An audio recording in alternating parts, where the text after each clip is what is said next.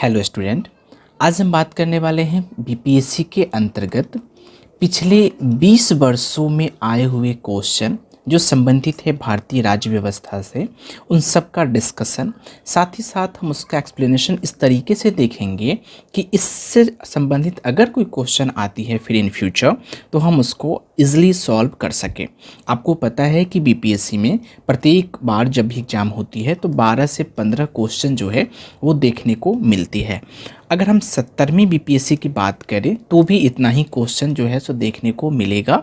साथ ही साथ negative marking है और 4 ऑप्शन वाले क्वेश्चन आएंगे, ये बात आप ध्यान रखिएगा। तो चलिए हम बात कर लेते हैं पहला क्वेश्चन। पहला क्वेश्चन कह रहा है कि संविधान को 26 जनवरी के दिन लागू करने का निर्णय इसलिए किया गया था। तो यहाँ पे आपको 4 ऑप्शन दे रखे हैं और बोल रहे हैं कि क्यों किया गया था, मतलब क्योंकि अब इसमें से एक ऑप्शन जब आप चूज करोगे तो ये स्टेटमेंट जो है वो पूरा हो जाएगा। अब यहाँ पे आप बात करें कि 26 जनवरी की, तो ये क्वेश्चन जो है बहुत इजी है। क्यों? क्योंकि आपको पता है कि लाहौर अधिवेशन जो है वो 1929 में हुई थी, किसकी? कांग्रेस की।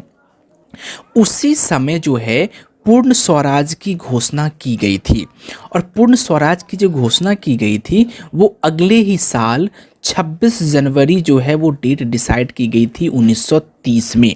अब बहुत सारे स्टूडेंट को क्वेश्चन ये होगा कि 1929 का लाहौर अधिवेशन हुआ तो ये 30 की बात क्यों चल रही है?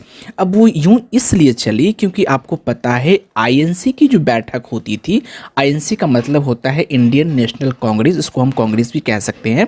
तो इंडियन नेशनल कांग्रेस की जो बैठक होती थी वो प्रत्येक साल देखा गया है, प्रत्येक साल जो है वो दिसंबर के महीने में होती थी, मतलब लास्ट साल होती थी। तो 29 के बाद तो अगला साल 30 ही होगा ना, और दिसंबर के बाद अगले साल जनवरी ही होगी ना। तो इसी डेट को जो है पूर्ण स्वराज की घोषणा की गई थी, जिस वजह से जो है 26 जनवरी को संविधान लागू की गई। और इसके पीछे और भी कारण है, वो हम आगे देखेंगे। तो इसका आंसर जो होगा वो ऑप्शन नंबर ए होगा।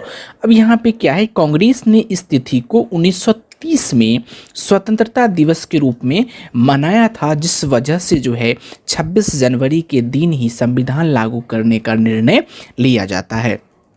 जैसा कि हमने ऊपर बात किया कि भारतीय राष्ट्रीय कांग्रेस के लाहौर अधिवेशन जो कि दिसंबर 1929 में पूर्ण स्वराज की घोषणा की गई तथा 26 जनवरी 1930 को स्वतंत्रता दिवस के रूप में मनाए जाने का संकल्प भी लिया गया और आज़ादी के पूर्व 26 जनवरी को ही स्वतंत्रता दिवस के रूप में मनाया जाता रहा है। लेकिन आपको पता है कि भारत जो आज़ाद हुई थी वो आज़ाद हुई थी 15 अगस्त 1947 को। तो स्वतंत्रता उस दिन हो गई, तो आज़ाद यहाँ पे कैसे? तो ये आज़ाद से पहले जो तिथि घोषित कर दी गई, तो इस तिथि को 26 जनवरी को याद करने के लिए या फिर हमारे जहन में ये रहे, इसलिए इसको जीवंत करने के लिए 26 जनवरी को जो है ये हमारा संविधान जो है वो पूर्णतः लागू कर दी जाती है। आपको पता है कि 26 जनवरी 1950 को संविधान पूर्णतः लागू हो जाती है और इस कारण से ये 26 जनवरी जो है वो जीवंत रह जाता है। और आपको पता है कि आंशिक तौर पे 26 नवंबर को, आंशिक रूप से 26 नवंबर 1949 को हमारा संविधान लागू हुआ था। यहाँ पे ऑब्जेक्टिव क्वेश्चन बनता है कि आंशिक रूप से संविधान कब लागू हुई थी? तो 26 नवंबर 1949 को। और पूर्ण रूप से कब लागू की गई थी? तो 26 जनवरी 1950 को। तो ये भी पॉइंट आप याद रखेंगे। आई होप कि इससे संबंधित अब अगर इन फ्यूचर क्वेश्चन आती है तो आप गलत नहीं करेंगे। चलिए अब हम बात कर लेते हैं अगला क्वेश्चन की। अगला क्वेश्चन है कि भारतीय संविधान में शामिल है। अगर आप भारतीय संविधान, जब संविधान लागू हुई थी उस समय की बात यहाँ पर दे रही है और उसी समय का क्वेश्चन भी आपसे पूछ रहा है।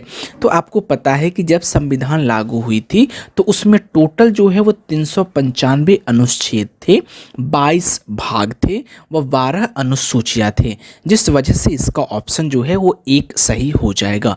लेकिन अब आपको पता है कि भारतीय संविधान को बहुत बार अमेंडमेंट किया गया है, अर्थात संशोधन किया गया है। तो संशोधन जब भी होती है तो कुछ ना कुछ आर्टिकल या तो जुड़ती है या फिर उसमें से डिलीट होती है।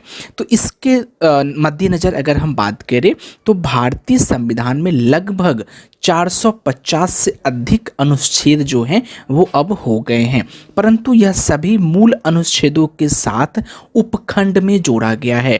जैसे कि मान लीजिए 395 की ही अगर हम बात कर लेते हैं तो पहले 395 सिर्फ थी, अब क्या उसमें क जोड़ दी गई या फिर ख जोड़ दी गई, फिर या तो क का फर्स्ट जोड़ दी गई। इस तरीके से जो है वो अनुच्छेद बढ़ते चले गए, लेकिन मूल अनुच्छेद इतनी ही है और इसी में क ख जोड़ करके जो है वो 450 से अधिक बनाई जा चुकी है। संविधान के मूल पाठ में 22 भाग, 395 अनुच्छेद व 8 अनुसूचियां थी। संशोधन के द्वारा कुछ नए अनुच्छेद जोड़े गए, कुछ अनुच्छेद निकाले गए, जैसा कि हमने ऊपर कहा, कुछ जोड़े भी गए, कुछ डिलीट भी की गई, नई अनुसूचियां भी जोड़ी गई और इसके कारण से उनकी संख्या जो है वो 8 से बढ़ करके 12 हो चुकी है। तो वर्तमान में जो हमारे पास अनुसूचियां हैं वो कितनी हैं, तो 12 अनुसूचियां हैं। ठीक है, अब हम आगे की अगर बात करें तो आगे की क्वेश्चन हमसे पूछ रहा है कि भारतीय संविधान में है, अब यहाँ पर देखिए 300 आर्टिकल, तो 300 आर्टिकल तो नहीं है क्योंकि हम ऊपर ही बात किया है, या तो 395 वाला ऑप्शन सही होगा या तो 450 से अधिक वाला ऑप्शन सही होगा, जो कि यहाँ पे 300 है, 350 है, तो ये दोनों ऑप्शन तो सही नहीं होंगे। अब हम अगर ऊपर की बात करें आगे की स्टेटमेंट की, तो हम देखते हैं कि आगे की जो अनुच्छेद ऑप्शन है उसमें दिए हुए हैं 400 से अधिक आर्टिकल या फिर अनुच्छेद। आर्टिकल को हिंदी में हम लोग अनुच्छेद बोलते हैं, और 500 आर्टिकल। तो आपको पता है कि हमने अभी सिर्फ बात किया है 450 आर्टिकल से अधिक, मतलब प्लस। तो यहाँ पे 500 तो हमने बात नहीं किया, थोड़ी सी प्लस माइनस होगा, तो हम यहाँ पे 400 वाले ऑप्शन जो है वो टिक करेंगे, ऑप्शन नंबर सी। अगला क्वेश्चन हम देखेंगे कि मिलान करें। आपको यहाँ पे 3 लिस्ट दिए हुए हैं और आई होप कि आपको पता होगा कि 3 लिस्ट है हमारे संविधान में। एक है संघीय लिस्ट, जो कि सेंट्रल लिस्ट भी हम इसको बोलते हैं। दूसरा है आपका स्टेट लिस्ट, यहाँ माफ़ कीजिएगा स्टेट लिस्ट। और तीसरा जो है वो है आपका कंकरेंट लिस्ट, अच्छा मतलब समवर्ती सूची, मतलब संघीय सूची, राज्य सूची व समवर्ती सूची। तो आपको पता है कि संघ के पास जो है वो कहीं ना कहीं ज़्यादा सूची होगी। तो संघ के पास जो सूची है, जस्ट अ सेकेंड, संघ के पास जो सूची होगी वो होगी 97। तो संघ के पास कितनी सूचियां हैं, 97। राज्य के पास अगर हम सूची की बात करें तो 66 सूची हैं, और समवर्ती सूची की अगर हम बात करें तो 47 सूची हैं। ठीक है, लेकिन अब इसमें भी जो है बढ़ोतरी हो चुकी है, कुछ घटे हैं कुछ बढ़े हैं, तो उसके बारे में भी जो है हम डिस्कस करेंगे। क्या हो रहा है, हाँ, तो उसके बारे में भी हम डिस्कस करेंगे। तो जो संघीय सूची थी मूल संविधान में वो थी आपकी 97, लेकिन वर्तमान में गणना के तौर पे अगर हम देखें तो कितना है, 98। राज्य सूची के पास उस समय 66 थी, वर्तमान में 59 है, और समवर्ती सूची में जो है 47 उस समय थी, और वर्तमान में जो है वो आपका 52 दिखाई दे रहा है। तो ठीक है, इसको भी आप याद कर लीजिएगा और इससे संबंधित क्वेश्चन आएंगे तो अब आपको गलत नहीं होगा। ये क्वेश्चन आपको बहुत सारे मॉक टेस्ट में भी देखने को मिल जाती हैं। अगला क्वेश्चन है कि निम्न शब्दों पर विचार करें, समाजवादी, प्रजातांत्रिक, धर्मनिरपेक्ष और सार्वभौमिक। अब ये शब्द जो हैं वो आपकी प्रस्तावना से ली गई हैं। अगर आपको प्रस्तावना अच्छे तरीके से याद है तो आप इस क्वेश्चन को बड़े ही आसानी से लिख सकते हैं या फिर बना सकते हैं। क्यों? क्योंकि जो संविधान है, संविधान के लाइन बाय लाइन क्या शब्द जोड़े गए हैं या फिर क्या शब्द लिखे गए हैं, उसी से ये क्वेश्चन उठा लिया गया है। तो अगर आप संविधान को देखेंगे तो पहले माफ़ कीजिएगा, प्रस्तावना को जब आप देखेंगे तो सबसे पहले सार्वभौमिक जो शब्द है वो आती है, उसके पश्चात आती है समाजवादी, उसके पश्चात आती है पंथ निरपेक्ष। पंथ निरपेक्ष का मतलब होता है धर्म निरपेक्ष, पंथ का मतलब होता है धर्म तो वहाँ पे क्या है, पंथ निरपेक्ष मतलब किसी भी धर्म के पक्ष में जो है वो हमारा संविधान के प्रस्तावना कह रहा है कि नहीं जा रहा, तो वही हो जाएगी आपकी धर्मनिरपेक्ष। और अंतिम में जो आती है वो आपका आती है प्रजातांत्रिक।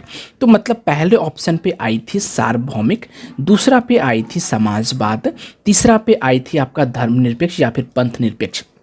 ध्यान रखिएगा, हमारा प्रस्तावना में धर्मनिरपेक्ष शब्द नहीं है, वो क्या है, पंथ निरपेक्ष है। लेकिन पंथ निरपेक्ष को धर्मनिरपेक्ष हम जानते हैं, तो इसलिए इस ऑप्शन को भी हम नहीं छोड़ेंगे। तो इसके तहत हमारा ऑप्शन जो है वो ऑप्शन नंबर ए जो है वो सही हो जाएगा। यहाँ पे हम अगर एक्सप्लेनेशन में बात करें तो देखिए, भारतीय संविधान की प्रस्तावना में भारत को एक सार्वभौम, समाजवादी, धर्मनिरपेक्ष, प्रजातांत्रिक गणतंत्र के रूप में घोषित किया गया है। उल्लेखनीय है कि भारतीय संविधान में पंथ निरपेक्ष शब्द का उल्लेख किया गया है, ना कि धर्मनिरपेक्ष की। जो हमने बात किया वो आपको यहाँ पे है। अगला क्वेश्चन है कि भारतीय संविधान की प्रस्तावना में समाजवादी शब्द किस संशोधन के तहत जोड़ा गया था। अगर आपको याद होगा तो हमारा भारतीय संविधान में केवल एक बार जो है सो संशोधन किया गया है, और वो संशोधन किया गया था जो हमारे कॉन्स्टिट्यूशन का अमेंडमेंट, मिनी कॉन्स्टिट्यूशन अमेंडमेंट जो कहा जाती है, वो है आपका 42वां संविधान संशोधन। तो इसके तहत ये ऑप्शन नंबर ए जो है वो आपको शब्द मतलब ऑप्शन जो है वो सही हो जाएंगे। यहाँ से मैं आपसे क्वेश्चन पूछता हूँ कि जब संविधान प्रस्तावना को जब अमेंडमेंट किया गया तो कितने शब्द जो हैं वो जोड़े गए थे।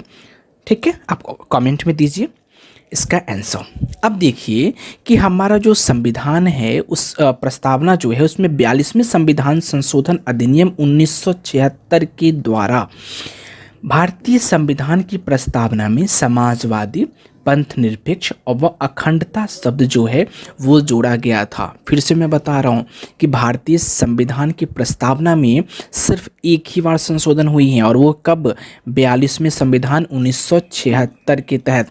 ये बात भी जो है आपको याद रखना है। चलिए अब हम बात कर लेते हैं अगले क्वेश्चन की। जो अगला जो क्वेश्चन है वो है आपका, एक नया राज्य बनाने में संवैधानिक संशोधन के लिए कैसा बहुमत चाहिए। तो जब आपको एक नया राज्य बनाना है तो आपको सिंपल है, साधारण जो है वो आपका बहुमत होना चाहिए।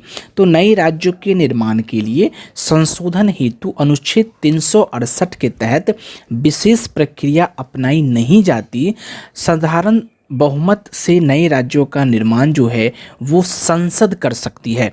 याद रखिएगा, किसी भी राज्य का जो विधायिका होता है वो नहीं कर सकता, संसद ही करेगा। ठीक है, अब अगला है क्या कि संविधान के अनुच्छेद 42(2) के अनुसार इस प्रकार की विधि अनुच्छेद 368 के प्रयोजनों के लिए संविधान का संशोधन नहीं समझी जाएगी। ये पॉइंट भी आप याद रखेंगे। अगला जो क्वेश्चन है वो क्वेश्चन है कि उन मौलिक अधिकारों का चयन करें जो भारतीय नागरिकों को प्राप्त है परंतु गैर नागरिकों को नहीं प्राप्त है। अर्थात वैसे आप इसमें से चूज करना है, इस ऑप्शन में से जो भारतीय नागरिक को प्राप्त है लेकिन गैर जो नागरिक है, अर्थात कोई भी विदेश के जो व्यक्ति जो भारत में रह रहे हैं और उनको नागरिकता प्राप्त नहीं है तो उनको अधिकार नहीं प्राप्त है। पहला है भाषण एवं अभिव्यक्ति की स्वतंत्रता, ये सिर्फ और सिर्फ हमारे भारतीयों को प्राप्त है, न कि विदेशों वाले व्यक्तियों की।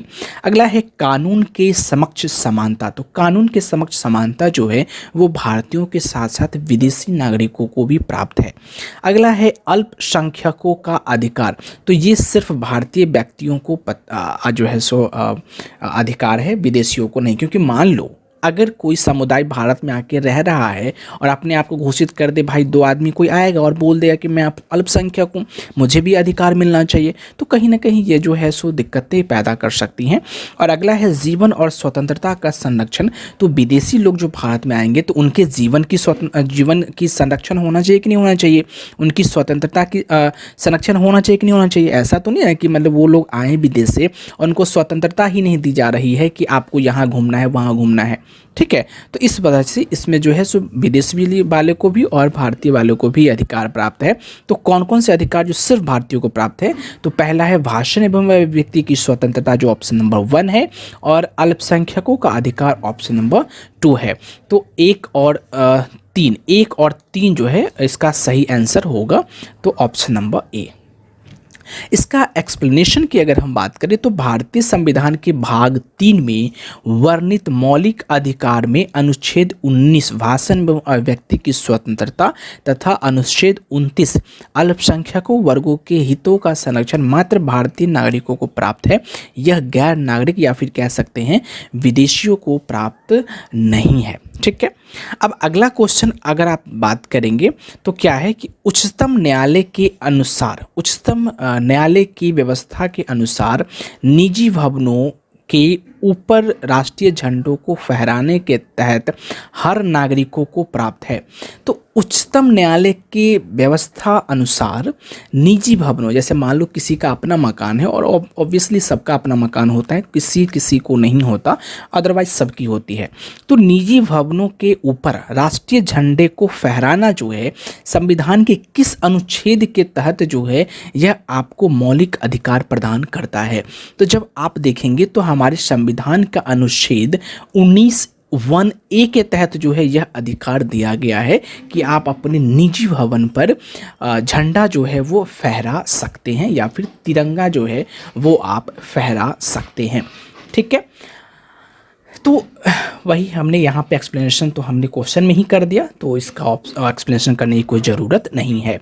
अगला जो क्वेश्चन है वो है भारतीय संविधान में संशोधन करके शिक्षा का अधिकार कब जोड़ा गया था? तो आपको पता है कि यह अधिनियम, शिक्षा का अधिकार अधिनियम जो है 2009 में पारित हुआ था, और यह जो लागू है वो लागू का दिनांक है 1 अप्रैल 2010। ठीक है।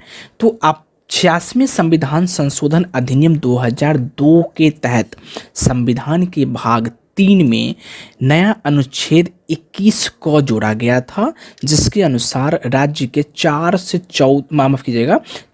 14 वर्ष की आयु के सभी बालकों मतलब यहाँ पे लड़का लड़की दोनों है को निःशुल्क और अनिवार्य शिक्षा की व्यवस्था जो है वो करता है। और इस अनुक्रम में शिक्षा का अधिकार अधिनियम 2009 के तहत संसद द्वारा पारित किया गया, और जो 1 अप्रैल 2010 से जो है हमारे भारत में लागू हो जाता है। ठीक है। तो इसलिए इसका आंसर हो जाएगा 1 अप्रैल 2010। अगला जो क्वेश्चन है वो क्वेश्चन है निम्न में से कौन एक मानव अधिकार भारतीय संविधान के अंतर्गत मौलिक अधिकार भी है? तो अब यहाँ पर बात करें तो सूचना का जो अधिकार है वह भी जो है हमारे मानव अधिकार के तहत यह मौलिक अधिकार भी है, और शिक्षा का अधिकार भी जो है वो हमारा एक मानव अधिकार के साथ साथ मौलिक अधिकार भी है। तो इसलिए इसका ऑप्शन जो है 1 और सी दोनों सही थी, जिस वजह से इस क्वेश्चन को आई होप कि उस समय डिलीट कर दिया होगा बीपीएससी, या फिर कह सकते हैं कि इसमें से किसी एक को आंसर जो है वो मान लिया होगा। लेकिन यहाँ पे ये दोनों जो है वो हमारे भारतीय संविधान के मानव अधिकार के साथ साथ मौलिक अधिकार भी होते हैं। तो इसलिए आपका ऑप्शन ए और सी जो है वो दोनों सही हो जाएंगे। अब अगला क्वेश्चन की अगर हम बात करें तो क्वेश्चन है कि भारतीय संविधान के भाग 4 में दिए गए निर्देशिक सिद्धांत में निम्न में से कौन सी सूचीबद्ध है?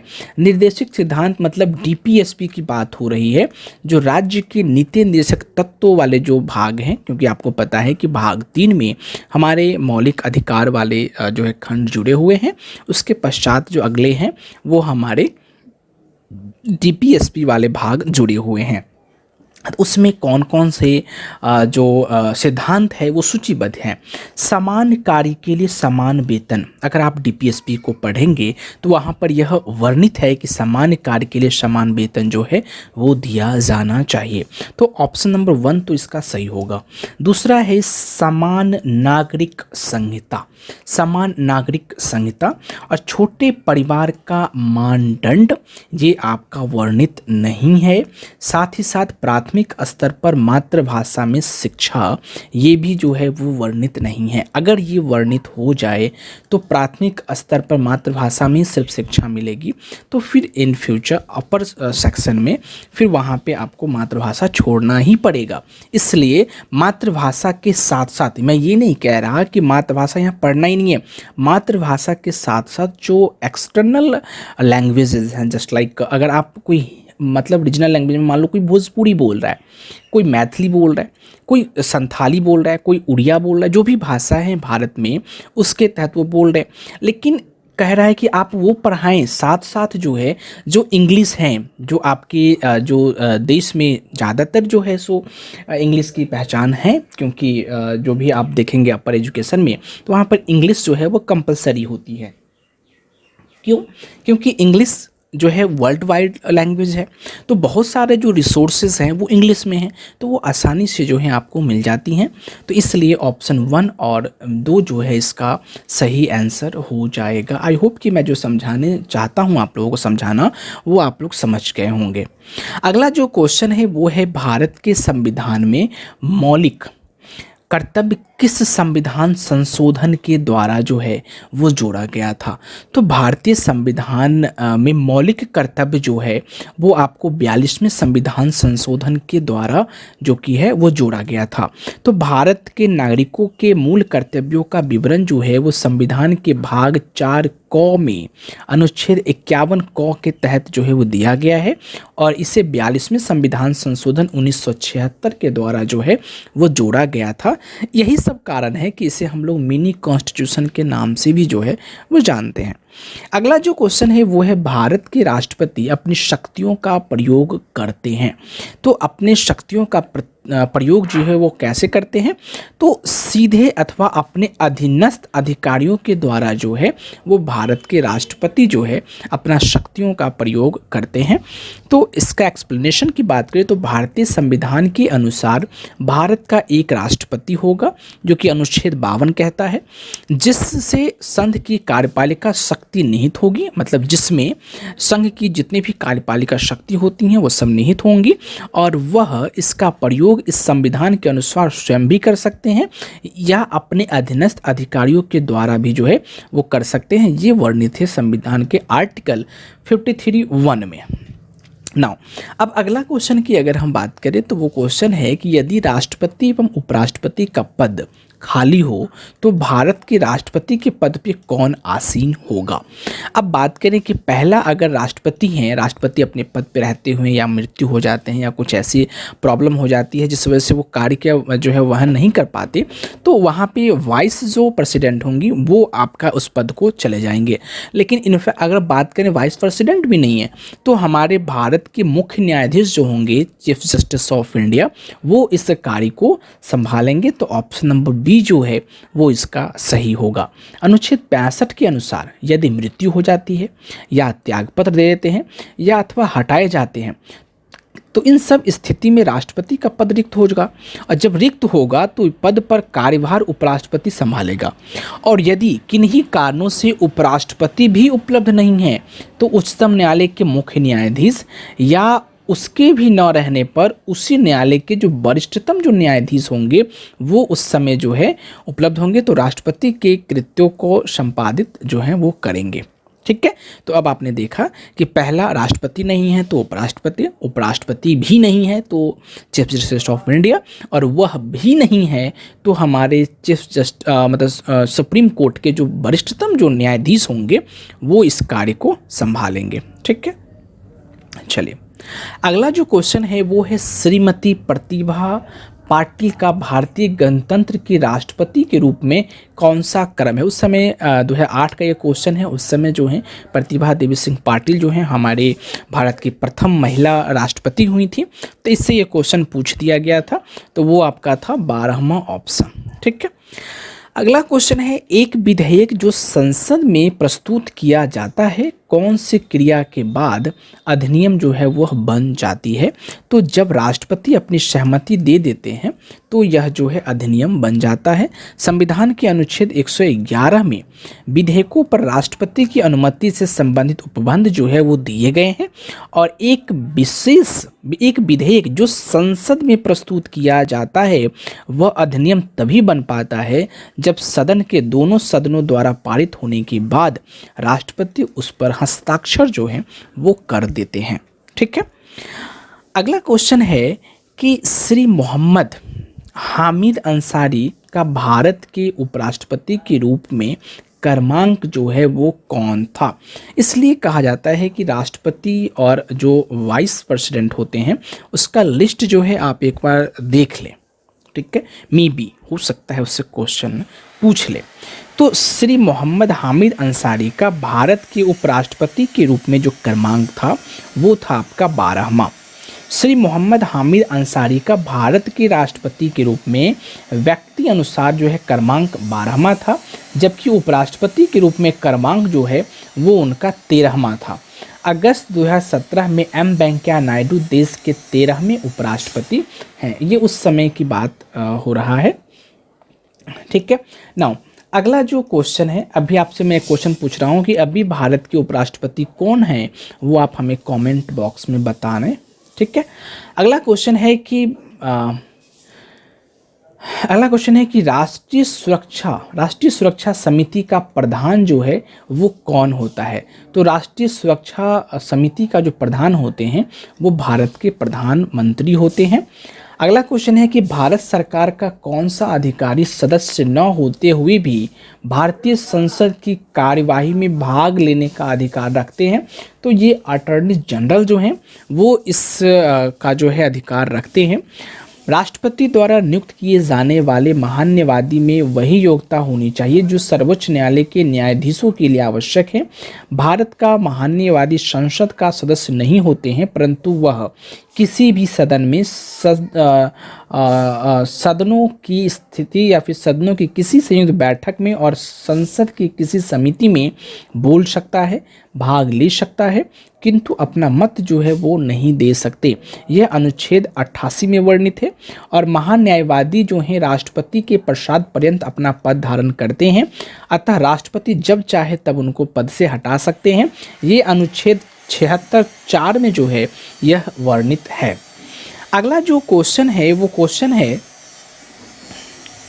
कि माफ़ कीजिएगा, अगला जो क्वेश्चन है वो है एक गैर सदस्य के रूप में संसद के किसी एक सदन की कार्यवाही में भाग ले सकता है।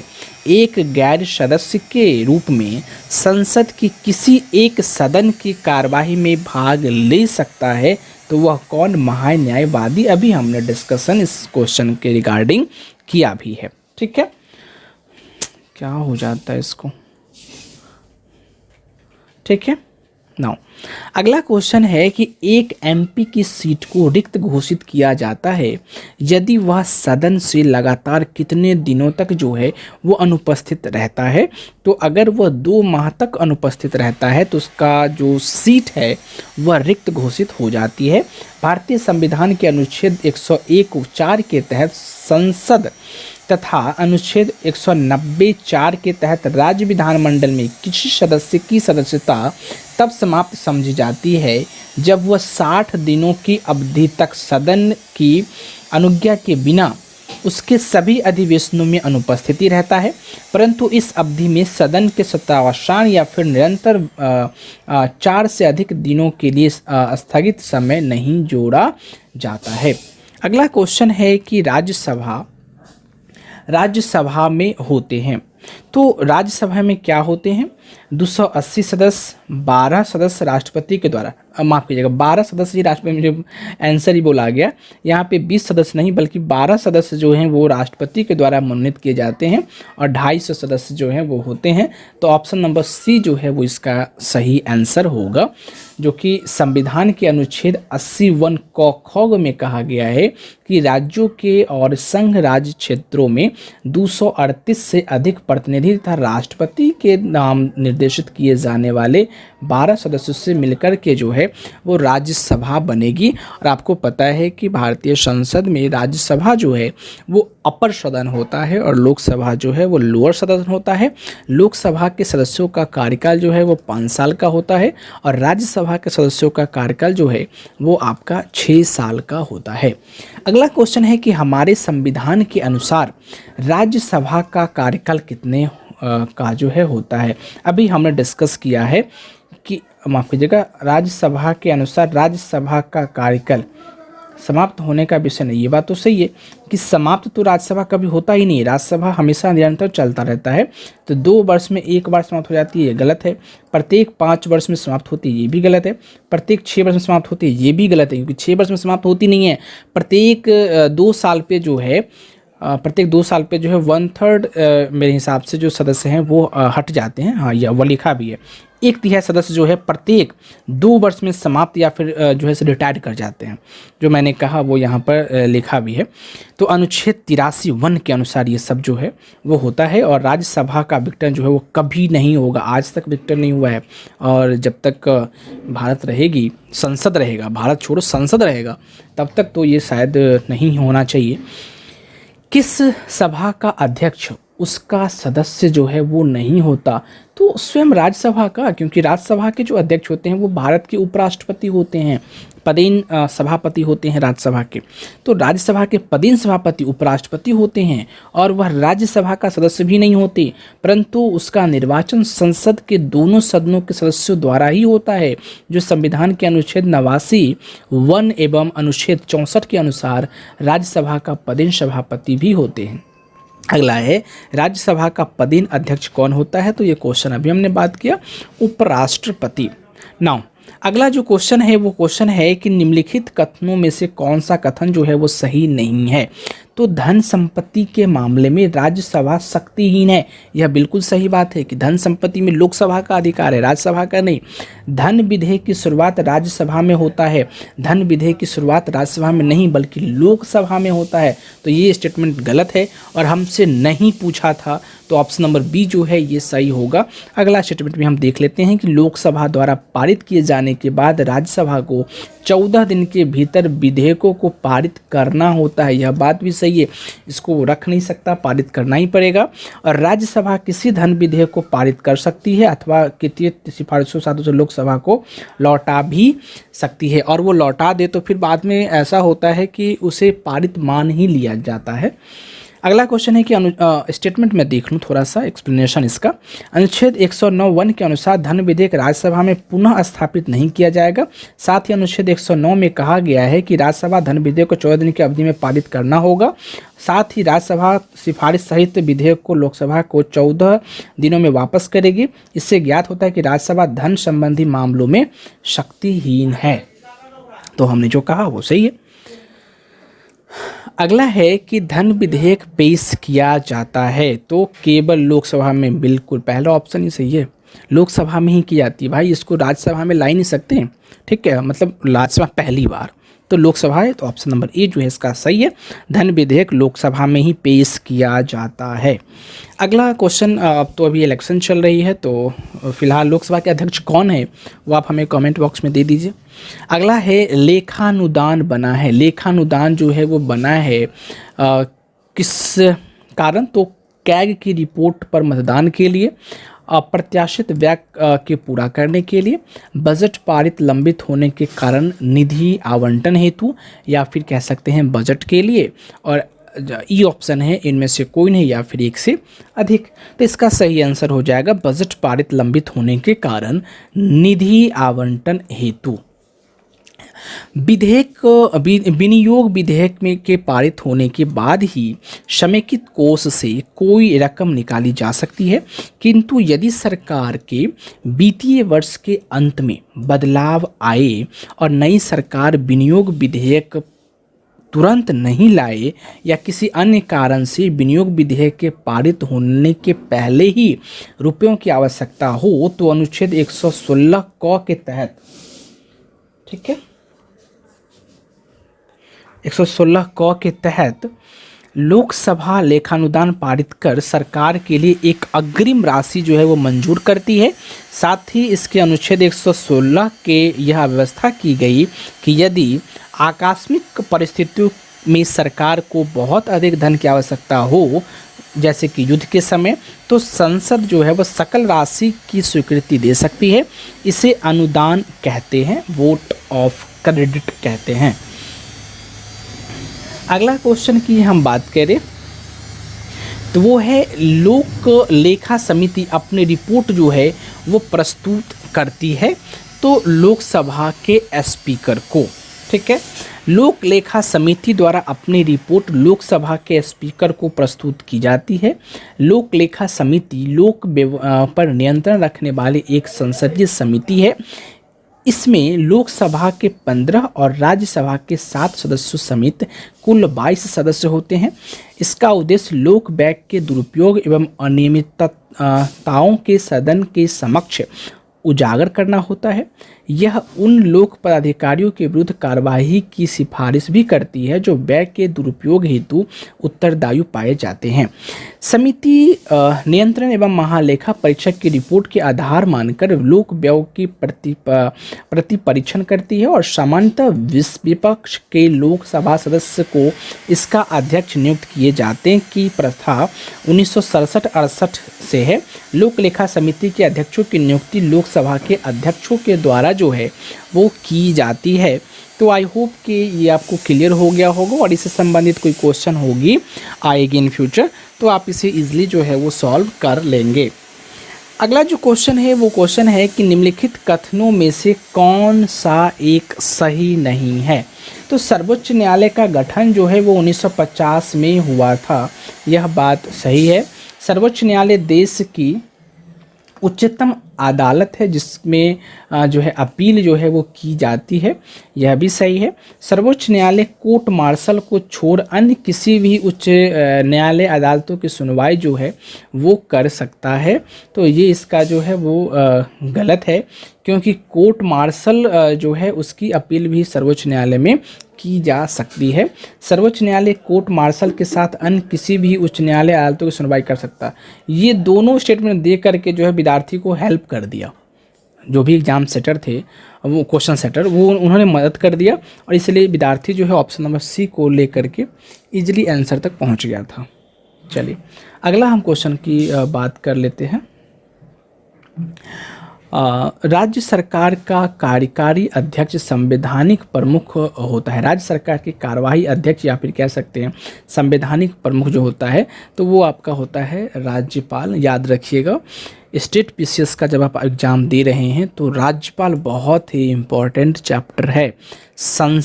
संसद भी आपको हर हाल में पढ़ना है। राज्यपाल तो आपने देख ही लिया, फिर जो है CJI पढ़ना है, चीफ जस्टिस ऑफ इंडिया। जो मैं आपको बता रहा हूँ ना इसको आप छोड़ना मत, इसको आप करके ही जाना। फिर एक क्वेश्चन मैं आपको पॉइंट बता रहा हूँ, पंचायती राज को जो है आप नहीं छोड़ें, करके ही जाइए। 42वें संविधान संशोधन करके ही जाना है, प्रस्तावना करके ही जाना है। यही सब टॉपिक इसी सब से क्वेश्चन जो है पूछती है, ठीक है, तो आप ध्यान रखना। साथ ही साथ आप जिस राज्य से एग्जाम दे रहे हो, जैसे माने बिहार से आप दे रहे हो तो बिहार में लोकसभा माफ़ कीजिएगा विधानसभा की कितनी सीट है, विधान परिषद की कितनी सीट है, क्योंकि आपको पता है बिहार में विधानसभा है। बिहार पूरे भारत में विधानसभा वाले कितने राज्य हैं, ये पॉइंट सब जो है आपको याद रखना है, तभी आप इसमें 12 से 15 क्वेश्चन जो आती हैं उसमें आप सही कर पाओगे, ठीक है, नेगेटिव मार्किंग नहीं ले करके। संविधान के अनुच्छेद 154(1) के अनुसार राज्य की कार्यपालिका शक्ति जो है वो राज्यपाल में निहित होती है, जिसका प्रयोग वह इस संविधान के अनुसार स्वयं या फिर अपने अधीनस्थ अधिकारियों के द्वारा करता है। सिमिलर जो जैसे कि राष्ट्रपति करते हैं। अगला क्वेश्चन है कि एक उच्च न्यायालय का न्यायाधीश अपना त्यागपत्र जो है वो संबोधित करता है किसको? तो उच्च न्यायालय के न्यायाधीश जो हैं वो अपने त्यागपत्र राष्ट्रपति को सौंपते हैं। तो उच्च न्यायालय का न्यायाधीश अपने पद की शपथ लेने के बाद 62 वर्ष की आयु तक अपने पद पर जो है वो कार्यरत रहता है, और इससे पूर्व वह राष्ट्रपति को संबोधित करके हस्ताक्षर युक्त पत्र द्वारा अपना पद त्याग सकता है, और 217 वन क के साथ ही उसे सिद्ध कदाचार या फिर असमर्थता के आधार पर संसद के दोनों सदनों द्वारा अलग अलग अपने कुल बहुमत से जो उपस्थित एवं मतदान करने वाले सदस्य को 2/3 द्वारा पारित प्रस्ताव से राष्ट्रपति द्वारा उन्हें हटाया जा सकता है। ठीक है। नाउ अगला जो क्वेश्चन है वो क्वेश्चन है कि भारत में चलित न्यायालय इसका मानस पुत्र है। मतलब जो भारत में चलित न्यायालय जो है, मोबाइल कोर्ट जिसको बोलते हैं, इसका मानस पुत्र जो है वो कौन है?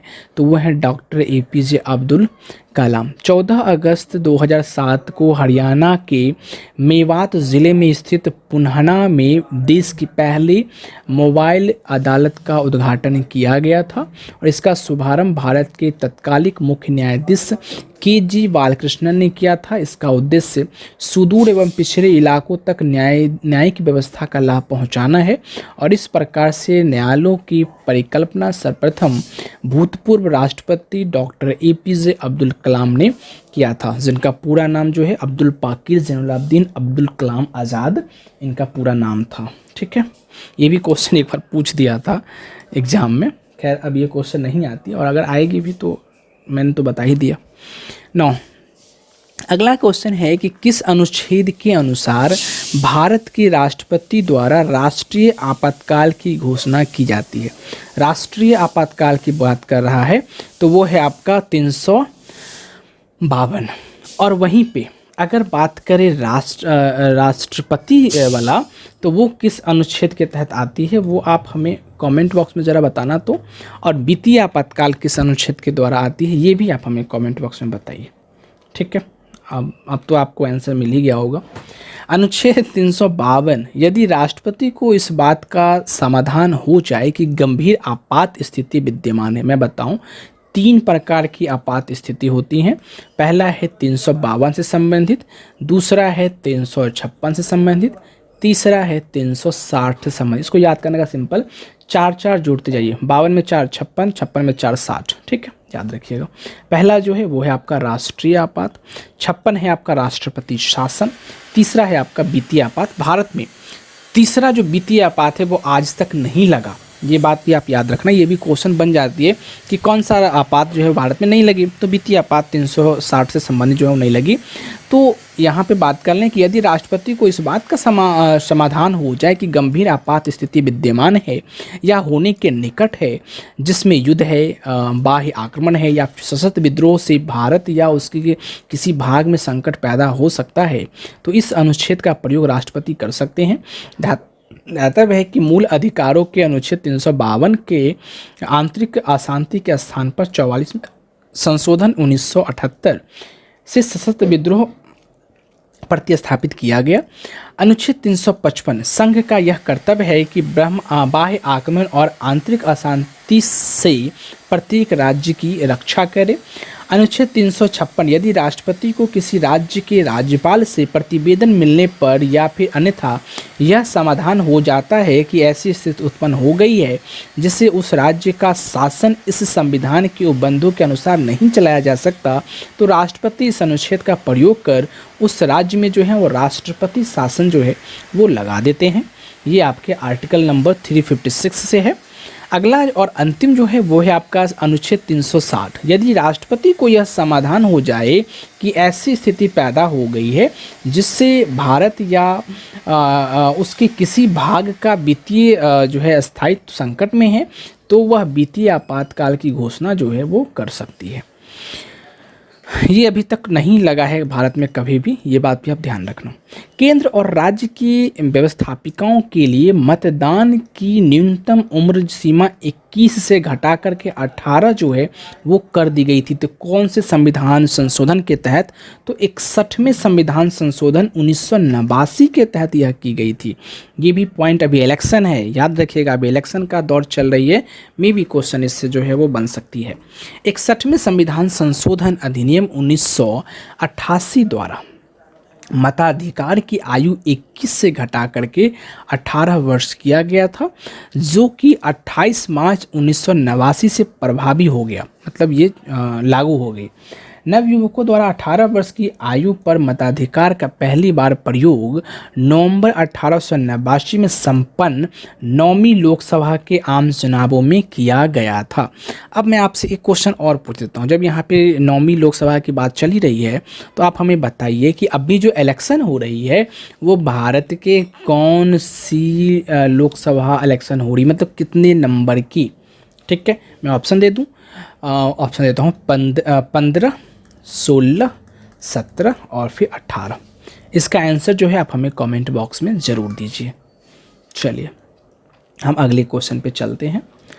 अगला जो क्वेश्चन है वो क्वेश्चन है कि आम चुनावों में मतदान की आयु 21 से घटा करके 18 कर दी गई। अभी हमने बात किया 61वें संविधान संशोधन के तहत भारतीय संविधान की 8वीं सूची में मान्य सरकारी भाषाओं की संख्या जो है वो कितने हैं? भारतीय संविधान के 8वीं सूची में मान्य सरकारी भाषाओं की संख्या जो है वो कितनी है? तो उस समय जो ऑप्शन दी गई थी, ये 2008 का क्वेश्चन है, ये बात आप ध्यान रखना। तो उस समय 18 थी, अब इसको याद नहीं रखना, अब इसको, ये एक्सप्लेनेशन को याद रखिए। 92 संविधान संशोधन 2003 से पूर्व संविधान की 8वीं अनुसूची में शामिल भाषाओं की संख्या 18 थी, जो संविधान संशोधन के बाद अब 22 हो गई। ये पॉइंट याद रखिएगा, 22 है, 18 नहीं है, पहले वाली थी। इसको आप पढ़ना भी नहीं, क्योंकि अगर ये याद हो गया तो फिर एग्जामिनेशन में कन्फ्यूजन पैदा कर देगा।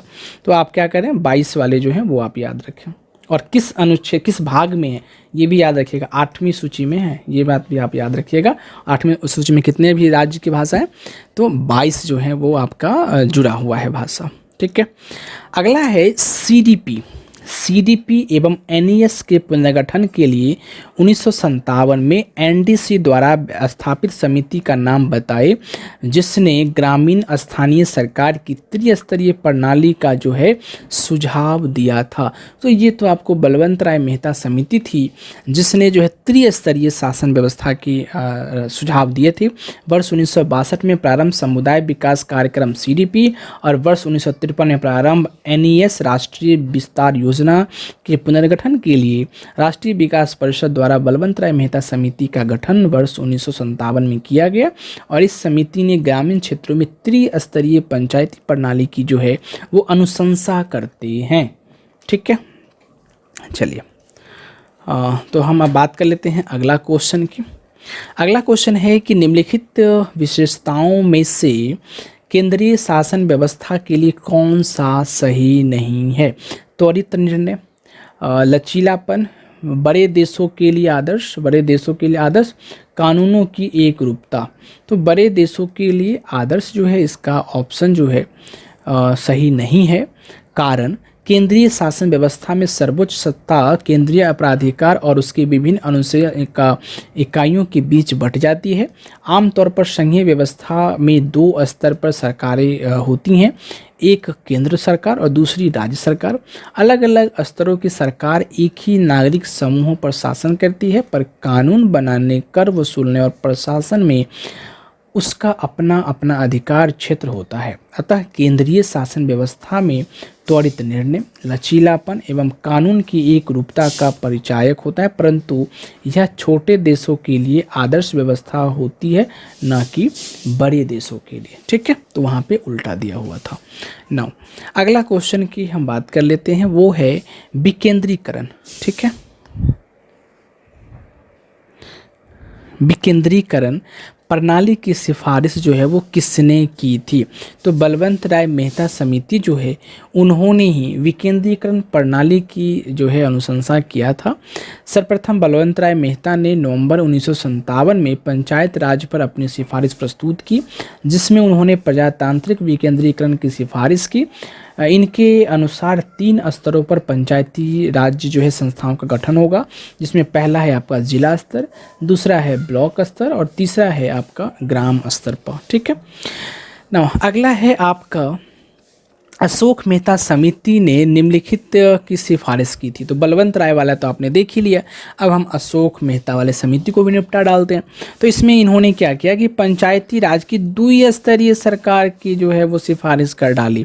वर्ष 1970 में गठित अशोक मेहता समिति ने अगस्त 1978 में अपनी रिपोर्ट प्रस्तुत की और जिसके पंचायती राज के लिए त्रिस्तरीय प्रतिमान के स्थान पर द्विस्तरीय प्रतिमान की जो है संस्तुति की गई थी, जिसमें जनपद स्तर पर जिला परिषद तथा 15,000 से 20,000 जनसंख्या गांवों के समूह पर मंडल पंचायत के गठन का सुझाव दिया गया था।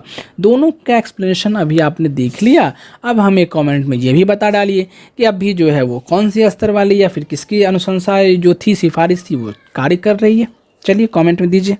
चलिए अगला क्वेश्चन है कि ब्लॉक स्तर पर पंचायत समिति है, तो ब्लॉक स्तर पर जो पंचायत समिति है वो है आपका प्रशासनिक प्राधिकरण।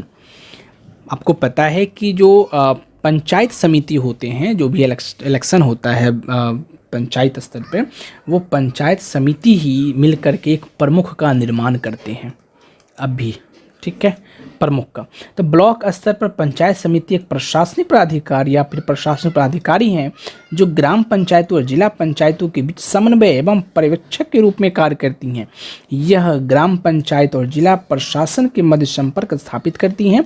क्षेत्र पंचायत के निर्वाचन सदस्यों द्वारा अपने में से एक प्रमुख, जो हमने यहाँ बात किया, एक ज्येष्ठ उप प्रमुख तथा एक कनिष्ठ उप प्रमुख चुने जाते हैं। क्षेत्र के पंचायतों को सौंपे गए कार्य समिति के माध्यम से संचालित किए जाएंगे तथा इसके लिए निम्न समितियां गठित की जाएगी: शिक्षा समिति, निर्माण कार्य समिति, नियोजन एवं विकास समिति, स्वास्थ्य एवं कल्याण समिति व प्रशासन समिति। ये बात भी आप याद रखिएगा। इस सब के लिए तो आप लोग अवेयर ही होंगे, मुझे जितना आशा है। अगला क्वेश्चन है कि भारत में ब्लॉक स्तर पर बनी पंचायत समिति जो है वो केवल है, तो क्या है? केवल एक सलाहकार निकाय है, एक सलाहकार समिति है, समन्वय और पर्यवेक्षक पदाधिकारी हैं या फिर प्रशासनिक पदाधिकारी है। तो हमने ऊपर वाले एक्सप्लेनेशन में ही बात किया कि ये प्रशासनिक पदाधिकारी हैं, तो इसका ऑप्शन जो है वो डी सही हो जाएगा। चलिए अगला क्वेश्चन की हम बात कर लेते हैं। अगला क्वेश्चन जो है वो है आपका 14 अगस्त 2007 को संसद द्वारा भारतीय संविधान में संशोधन के उपरांत अब अनुसूचित जाति की सूची में जातियों की संख्या जो है वो कितनी हो गई है? तो 1206। 14 अगस्त 2007 को संसद द्वारा भारतीय संविधान में संशोधन के बाद अब अनुसूचित जाति की सूची में अनुसूचित जातियों की संख्या 1206 हो गई है। निम्न में से कौन संयुक्त राष्ट्र की सुरक्षा परिषद का अस्थायी सदस्य नहीं है?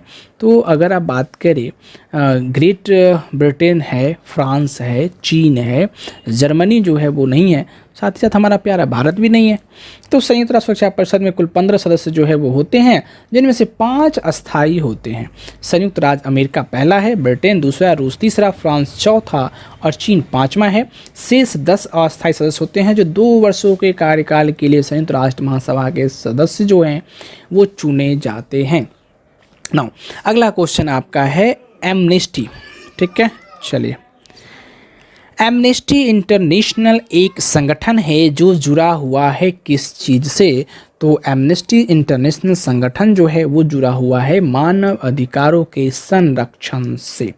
एमनेस्टी इंटरनेशनल एक जो है विश्वव्यापी मानव अधिकार आंदोलन है। इसकी स्थापना वर्ष 1961 में लंदन के एक बैरिस्टर पीटर वैलेंसन ने की थी और वर्ष 1916 में पीटर वैलेंसन ने विश्व में हो रही अनैतिक गिरफ्तारी के विरोध में द फॉरगॉटेन प्रिंसेस नामक एक लेख लिखा एमनेस्टी इंटरनेशनल उन्हीं के विचारों का एक मूर्त रूप है और इसका मुख्यालय जो है वो है आपका लंदन में। ठीक है नाउ, अब हम बात कर लेते हैं अगले क्वेश्चन की। तो चलिए अगला क्वेश्चन भी हम देख लेते हैं। अगला क्वेश्चन है कि चीन की समाचार एजेंसी का नाम क्या है? ये तो बहुत ही इंपॉर्टेंट है, बहुत ज़्यादा न्यूज में रहती है। वो है आपका new China new agency. New China new agency जिसे सिंहुआ न्यू एजेंसी भी कहते हैं, चीन का समाचार एजेंसी है। अगला क्वेश्चन है किस देश की सरकारी रिपोर्ट को येलो बुक कहा जाता है? तो येलो बुक जो है वो आपकी फ्रांस के सरकारी रिपोर्ट को जो है वो कहा जाता है। इसका एक्सप्लेनेशन भी अगर हम देखें तो वो है कि येलो बुक फ्रांस सरकार की सरकारी रिपोर्ट है, इसमें एक्सप्लेनेशन ज़्यादा है ही नहीं। चलिए, भारत के प्रथम विधि विश्वविद्यालय की स्थापना अगस्त 1987 में कहाँ की गई थी? तो बंगलुरु में जो है वो पहला विधि विश्वविद्यालय national law school of India की स्थापना अगस्त 1987 में बेंगलुरु में की गई थी। अगला है सीमा सुरक्षा बल की स्थापना, जिसे हम बीएसएफ भी बोलते हैं, बॉर्डर सिक्योरिटी फोर्स। इसकी जो स्थापना है वो हुई थी 1965 में, जब हमें 1962 में चाइना के युद्ध में हार गए। 1965 में ही हमको पाकिस्तान के साथ युद्ध लड़ना पड़ा, जिसमें हम जीत गए, लेकिन हारे तो थे कुछ ही दिन पहले, 2 साल पहले। इस समय इस काल में बहुत सारी घटना घटी थी, आप याद रखना। इस समय पंडित जवाहरलाल नेहरू जी की भी मृत्यु हो गई थी। हिंदी चीनी भाई भाई जब चल रहा था, और अभी आप देखेंगे एक रिपोर्ट आई थी कि रसिया और चीन ये दोनों भाई भाई हैं, तो हो सकता है दोनों में भी युद्ध छिड़ जाए। तो सीमा सुरक्षा बल बीएसएफ का गठन जो है 1 दिसंबर 1965 में किया गया, जो भारत तथा पड़ोसी देशों के सीमाओं पर तैनात किए जाते हैं, जिसका मुख्यालय जो है वो नई दिल्ली में है। ठीक है, अगला क्वेश्चन है कि भारतीय संविधान को संविधान सभा द्वारा अंगीकृत किया गया है। याद रखिएगा कब किया गया, प्रस्तावना याद कीजिए, तो है 26 जनवरी 1949 को। प्रस्तावना इसीलिए कहते, प्रस्तावना याद रहना चाहिए। तो भारतीय संविधान की उद्देश्य प्रस्तावना में उल्लेखित किया गया है कि 26 नवंबर 1949 को भारत के लोगों ने संविधान को अंगीकृत, अधिनियमित और आत्मसमर्पित किया है। संविधान को अपनाने, उसके पूर्ण होने, पारित होने तथा इसके अंतिम रूप देने की तारीख भी जो है 26 नवंबर 1949 ही माना जाता है। इसी दिन नागरिकता अंतःकालीन संसद, अस्थायी और संक्रमणकालीन उपबंध लागू हो गए। संविधान के शेष उपबंध जो है 26 जनवरी 1950 को प्रभावी हुए थे। ये पहले ही क्वेश्चन पे हमने डिस्कस कर लिया। चलिए अगला क्वेश्चन की हम बात कर लेते हैं। भारतीय संविधान दिवस मनाया जाता है, तो भारतीय संविधान दिवस कब मनाई जाती है? तो भारतीय संविधान दिवस मनाया जाती है 26 नवंबर को। चलिए अगला क्वेश्चन है आपके, भारतीय संविधान को अपनाया गया था। तो भारतीय संविधान को अपनाया गया था कब अपनाया गया था? तो संविधान सभा के द्वारा जो है वो अपनाया गया था। संविधान सभा के 11वें अधिवेशन में 26 नवंबर 1949 को भारतीय संविधान सभा द्वारा अपनाया गया था। नाउ अगला क्वेश्चन है कि भारतीय संविधान की प्रस्तावना के सिलसिले में निम्नलिखित में से कौन सा क्रम जो है वो आपके सही है? तो सार्वभौमिक, सत्ता संपन्न, समाजवादी, पंथनिरपेक्ष या फिर धर्मनिरपेक्ष, जनवादी, गणतंत्र जो है ऑप्शन नंबर डी जो है वो इसका सही हो जाएगा। अगला है भारतीय संविधान की प्रस्तावना में भारत को किस रूप में घोषित किया गया है? तो एक सार्वभौमिक, समाजवादी, धर्मनिरपेक्ष, प्रजातांत्रिक, गणतंत्र के रूप में जो है इसे घोषित किया गया है। ये सारे प्रस्तावना से क्वेश्चन है, तो ये आप ध्यान रखें, प्रस्तावना कंप्लीट ही करना है।